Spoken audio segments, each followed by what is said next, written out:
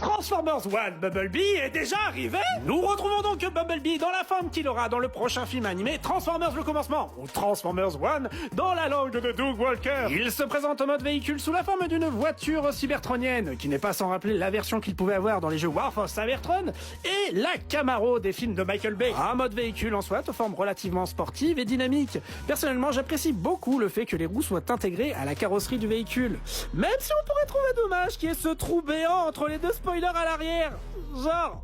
pourquoi? Concernant la transformation, celle-ci est relativement simple à prendre en main, normal puisque le jouet est pensé pour être manipulé par des jeunes enfants. Et on se retrouve avec un mode robot qui est trop beau. Y a pas à dire, ce mode robot est vraiment réussi.